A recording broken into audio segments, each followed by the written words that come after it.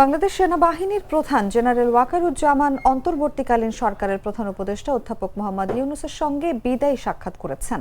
সোমবার রাজধানীর তেজগাঁওয়ের প্রধান উপদেষ্টার কার্যালয়ে অনুষ্ঠিত এই সৌজন্য সাক্ষাতে তারা পারস্পরিক শুভেচ্ছা বিনিময় করেন এবং দায়িত্বকালীন বিভিন্ন বিষয়ে সংক্ষিপ্ত আলোচনা করেন। প্রধান উপদেষ্টা তার দায়িত্ব পালনকালে বিশেষ করে জাতীয় সংসদ নির্বাচনের সময় সেনাবাহিনীর সহযোগিতার জন্য সেনাপ্রধানকে আন্তরিক ধন্যবাদ জানান ও কৃতজ্ঞতা প্রকাশ করেন। প্রধান উপদেষ্টার উপপ্রেস সচিব আবুল কালাম আজাদ মজুমদার এই তথ্য জানান।